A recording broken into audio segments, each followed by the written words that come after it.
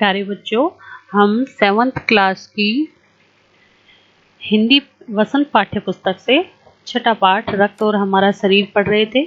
बच्चों, इस पाठ में हमने पढ़ा कि रक्त में विभिन्न कणिकाएं होती हैं, लाल रक्त कणिकाएं, श्वेत रक्त कणिकाएं और बिंबाणु जिनका अलग अलग काम होता है। लाल रक्त कणिकाएं हमारे शरीर में ऑक्सीजन की पूर्ति करती हैं, श्वेत रक्त कणिकाएं रोग प्रतिरोधक क्षमता बढ़ाती है, बिंबाणु रक्त का थक्का बनाती है और हमें इन सब कणिकाओं की या हमारे रक्त में सभी पूरी तरह से हमारा रक्त सही शुद्ध रहे और इसमें सभी तत्व बरकरार रहें, इसके लिए हमें पौष्टिक भोजन करना चाहिए और हमें समय समय पर जब 18 ईयर्स के अबव लोगों को समय समय पर रक्तदान भी करते रहना चाहिए।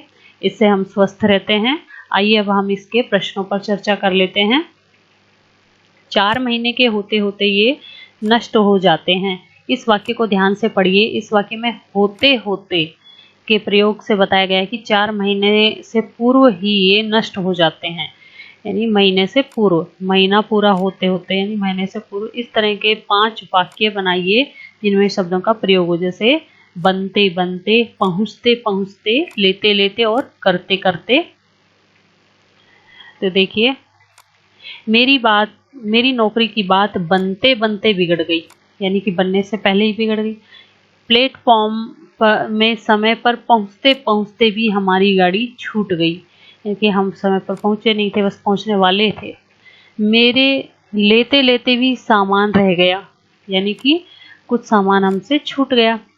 करते करते भी कार्य समय पर नहीं हो पाया।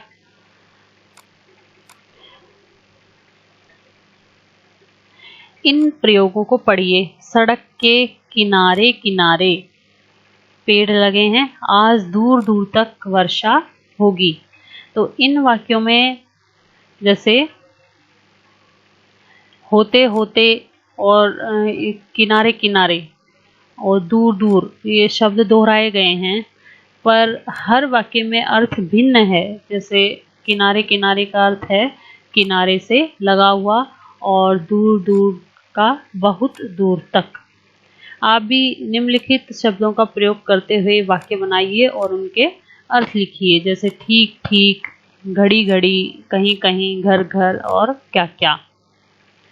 ये देखिए, ठीक ठीक से ठीक ठीक समय बताइए, क्या वक्त हुआ है, यानी कि बिल्कुल सही समय बताइए।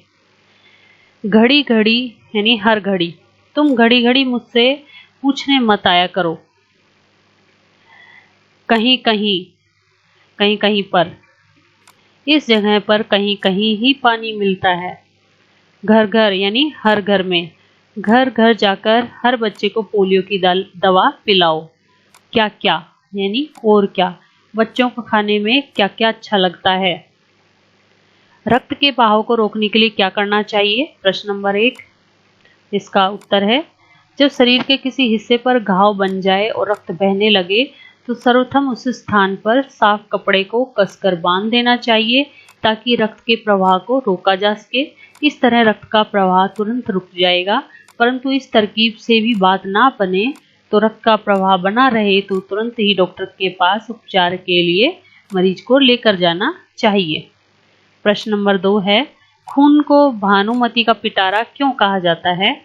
क्योंकि इसका उत्तर है क्योंकि रक्त दिखने में तो द्रव की भांति होता है, परंतु इसके विपरीत इसके अंदर एक अलग ही दुनिया का प्रतिबिंब होता है। रक्त 2 भागों में विभाजित होता है।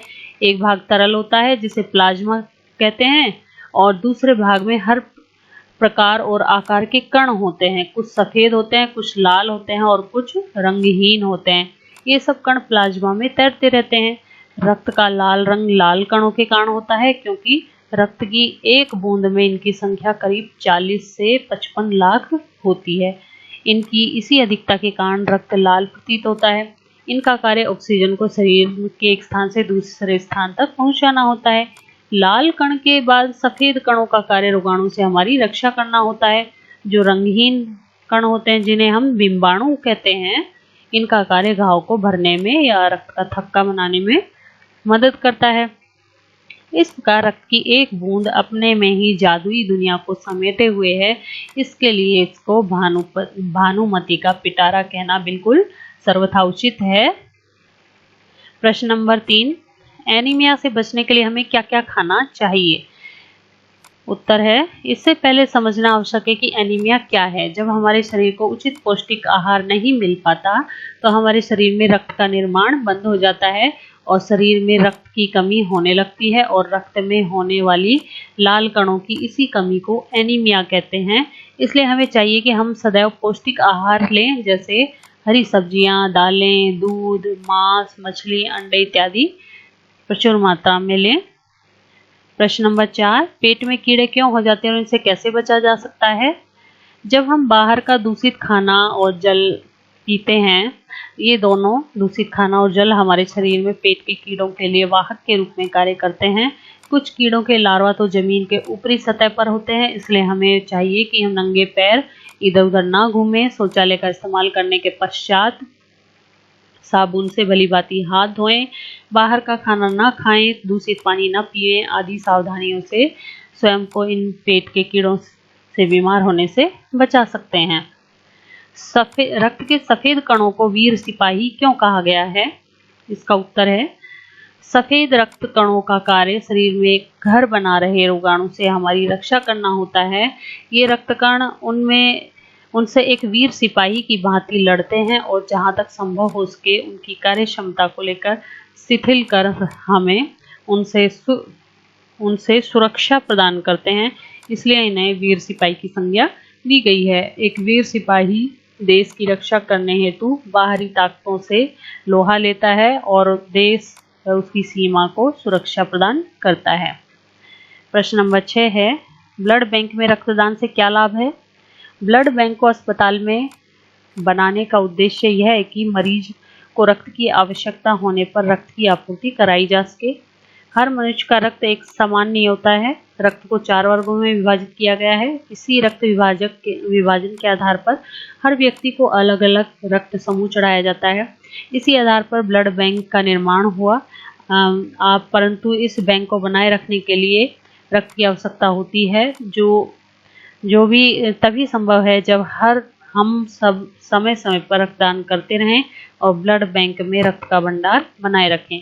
क्योंकि यदि हम रक्तदान करते हैं तो ब्लड बैंक में रक्त की नहीं करेंगे तो ब्लड बैंक में रक्त की कमी हो जाएगी और जरूरत पड़ने पर मरीजों को रक्त की कमी की वजह से परेशानियों से गुजरना पड़ सकता है या फिर उनकी जान भी जा सकती है। इसलिए हमें सदैव रक्तदान करना चाहिए और इसको एक प्रतिज्ञा की भांति करते रहना चाहिए।